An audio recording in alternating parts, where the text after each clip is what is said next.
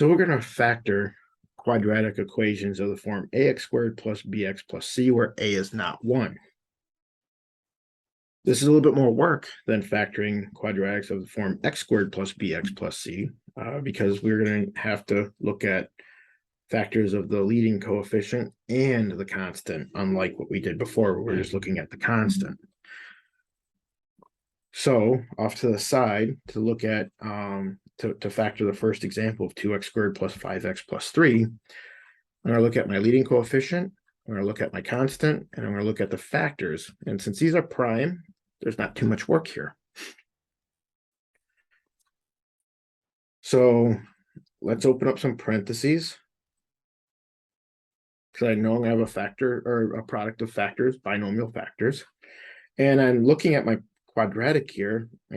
I can tell already that my sign is going to be plus plus, so it's one less thing to worry about.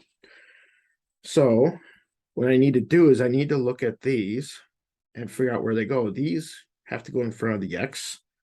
So I'm going to have a 2x and an x. I really don't have much choice because 2x times x is going to be 2x squared. And those are out front. So I'm going to have a 2x squared out front. So I could just write those down because I'm pretty confident that that's what goes there. Now I got to figure out where the 3 and the 1 go. And this leads to this method that we call guess and check. Because if we're looking at this and we're not sure where to put them just by looking at it and kind of thinking it through, which with practice starts happening. But to start out, we might have to just put 1 and 3 and just see how that works. So let's check.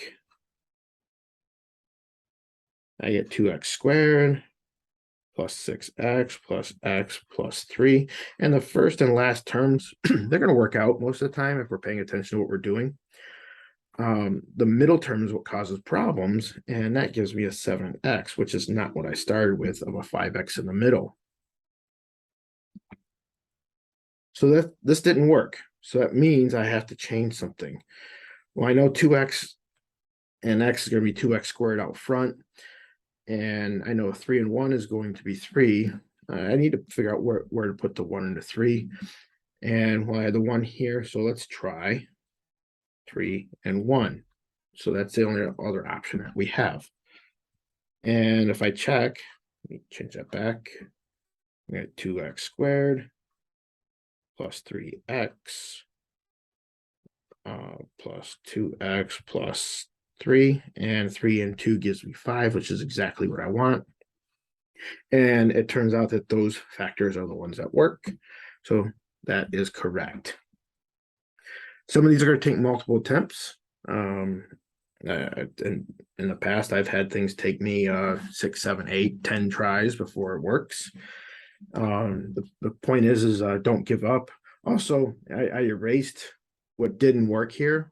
A lot of times I recommend that people they do the stuff on the side and figure out what works and bring what works over. That way that they're not erasing the evidence of what they did. Because it's helpful to look back in case you're trying multiple tries. You don't want to try the same thing twice. And if you keep a record of it somewhere, then it helps. Let's look at 10x squared minus 19x plus 6.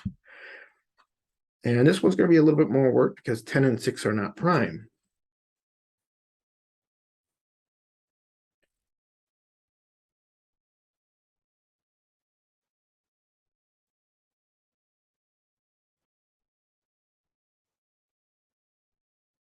So I list my factors here, or my factors, my coefficients. Let's open up some binomial parentheses. And I know that since I need a positive 6 and a negative 19, I know that my sign's going to be minus minus, so it's going to help a little bit. And my thought process when looking at these, I want to figure out what's going to add together to get me where I need to go. And so sometimes I'll go through and multiply 1 times 6 and 10 times 1, and 1 times 6 gives me 6, and then there's 10. 10 plus 6 is 16. Well, that's not 19. So I know that there's a combination up here that doesn't work. And if I switch it around, where 10 times 6 is 60. Well, that's already way too big. There's no way I'm going to get. So I'm thinking that we're going to avoid at least the 1 in 10 or the 1 in 6. And being able to do that takes practice. But my thought process would tell me that I should probably look at those two. And let's start the guess and check process with those two. Okay, so I have a 2 and a 5 and a 2 and a 3. So I know 2x times 5x gives me a 10x. And I know 2 times 3 gives me 6, but I got to figure out where they go. If I try 3 and 2, kind of arbitrarily there, and multiply it out, I'm going to get 10x squared minus 6x minus 10x plus 6. And that's going to give me a negative 16x. So what that says to me, that these two didn't work. So let's try 2x minus 3 and 5x minus 2. So we're moving that around. And see, I'm not destroying my evidence like I did before. I know that didn't work. See, that's 10x squared. This is my check. Minus 4x minus 15x plus 6. I get my negative 19 here. So that is what works.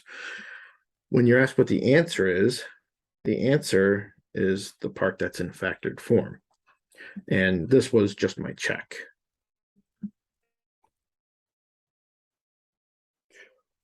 One last example.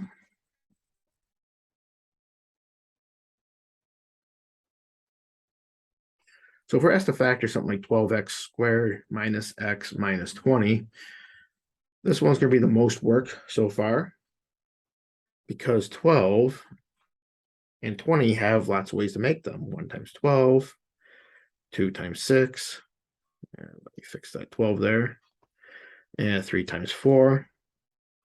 20 is 1 times 20, 2 times 10, and 4 times 5.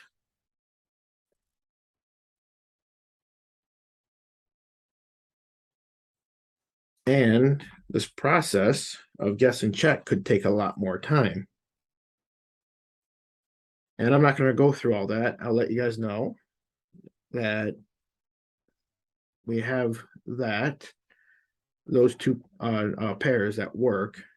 And if you want, go ahead and pause it and see if you can do the guess and check and see if you can get the answer. I'm going to go ahead and just write it out.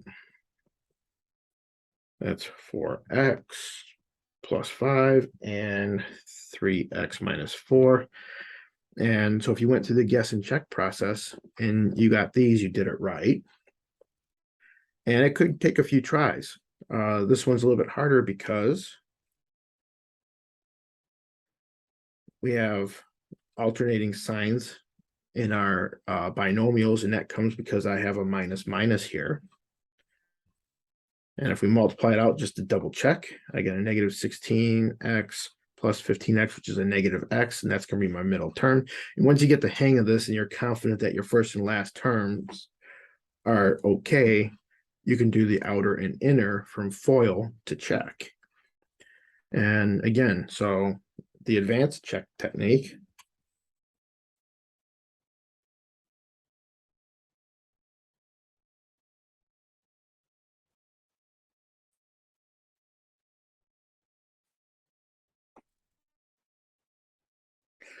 because the first terms, 4x times 3x is going to give me 12x squared. 5 and negative 4 is going to give me negative 20. And again, the first and the last terms tend to work out most of the time.